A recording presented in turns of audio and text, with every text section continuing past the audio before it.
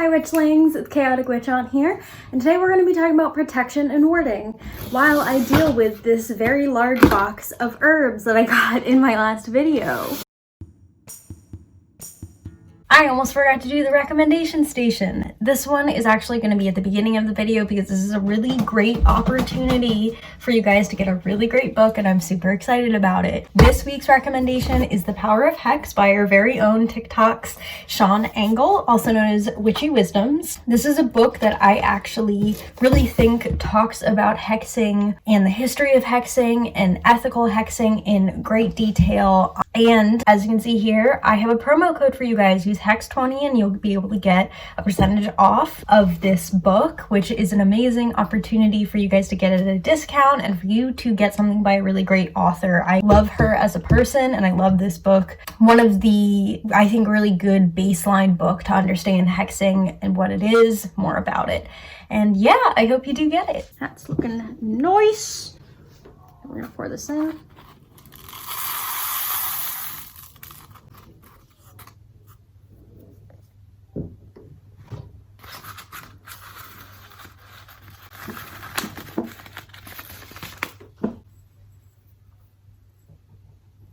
This is a very highly requested video. I've tried to film it a couple times. I keep forgetting what I'm saying. So I'm going to go over some, basically why we protect, some basic protection methods that I use.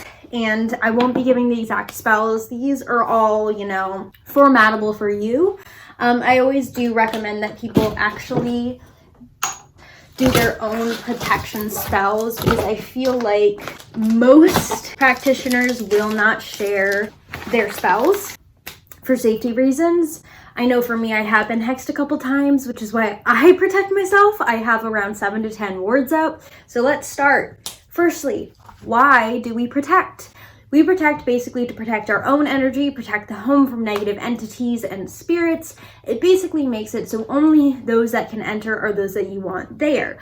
I specifically make my wards so only my deities and my spirits that are friendly can enter. I make my wards specifically so negative entities cannot enter, but entities that are friendly can.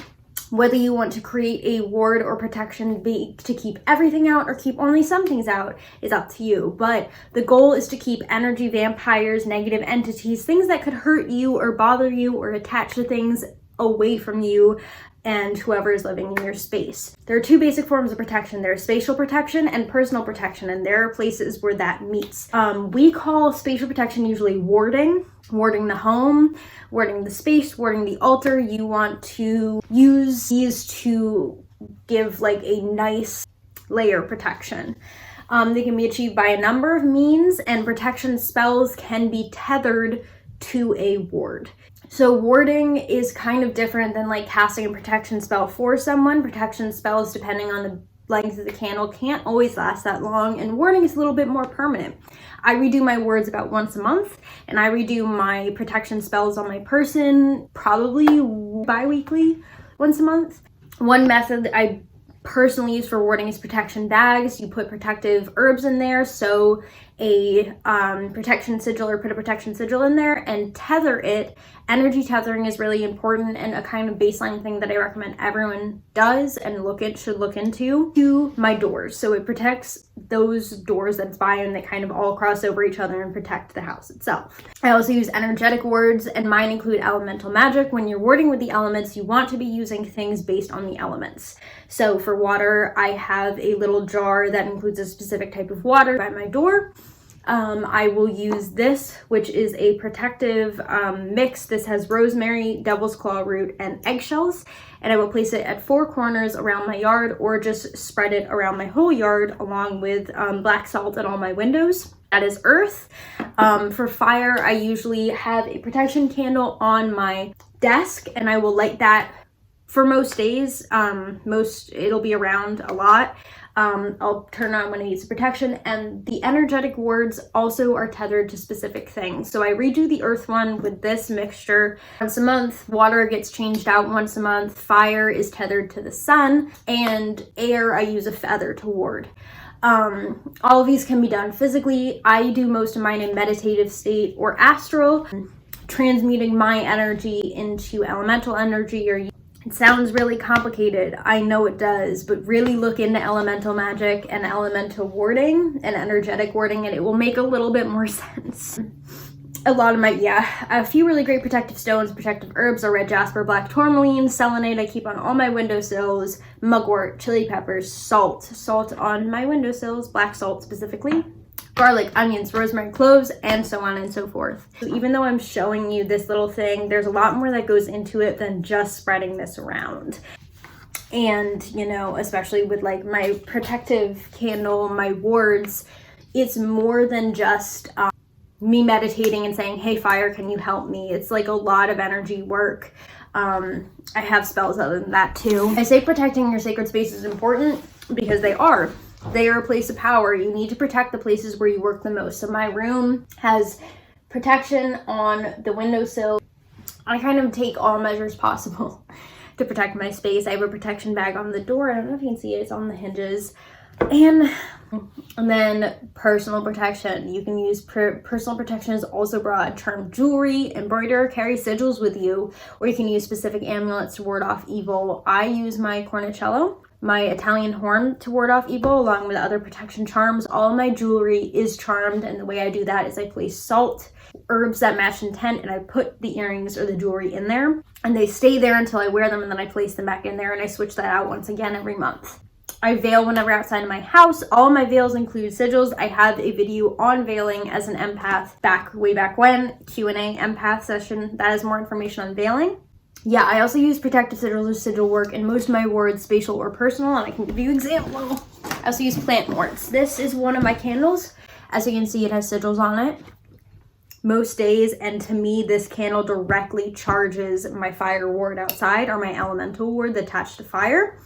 Once you do an energy tether, which is basically tethering a spell, ward, etc. to a specific object, and this is very visual, very meditative, you want to envision things like a rope tying whatever object it is to the specific spell. And I also have plant protection. As I don't know if you can see, I have some red jasper on the bottom of this moss jar. So with specific plants, I'll put protective stones in them, and if the plants start wilting or not doing well, I know that something's up with my wards. I actually had a cactus die very painfully when I was hexed and cursed, and then I got sick. A few other things, making protective bags, etc. You want to redo those about every month. Yeah, I don't know. I feel like there's some questions too that people wanted me to ask, so I'm going to look those up. Look at them. I feel like this is most basic. I'm going to link some books that I think are really great for protection magic. And even just looking up wards and how to ward, I have some links on my Google Docs that are really, really, really great for warding. These are just methods I use. This is all about what works for you. And if something that I do doesn't work for you because you have aphantasia, because you can't visualize well, there are other methods to do it, like writing sigils and burying them in 4 corners of your yard, which I've also done. And if it's paper, you want to redo those every once in a while. You can, use bottles placed at the doors, bags placed at the doors. Those are the kind of the most basic methods. The energy work and the elemental stuff I do is a little bit more advanced. So if you're beginning, I would start with bags or some bottles that can be placed at entrances to your house. You can also create protection charms. I had a protection charm for a while that included cinnamon, a feather, and some protective herbs that were all tied together, and that used a knot spell to tie it together. Very basic. I think it's also called a witch's ladder, so you can look up a witch's ladder and that'll help as well. So I'm gonna pull up the questions that you guys asked and then I'll answer those. Okay, I pull my questions up. What do you do with your witch's bottle when it stops working? First of all, witch's bottle, great protection method, traditionally uses bodily fluids. I use fingernails and hair in mine. The goal is to make something like you, or that contains part of you, to trap negative spirits. So when it stops working, it will usually turn black or gross and get moldy. And what to do with it, I usually will empty it into like a backyard area or somewhere outside of my wards, and then recycle the bottle. You do that for most protection spells. I will disassemble them, take them apart, and then recycle or reuse the bottles. Yeah, and that's kind of a really great method as well that I didn't talk about. Ultra specific wards or general wards? Both. I have both. I think both have their uses. I will use both of them. General wards are great to start, but you may notice along your pathway that you come across things that need more specificity. And specific words can be something like to keep a specific entity out, to keep a specific energy out. And general words are like, please protect my home. How do you know your protection works, and how do you know you did it right? Good question. If you're using candle magic, you can watch the way the candle burns. For me, this protection candle has had some issues and obstacles, as you can tell from the top, but they look like they've gone away.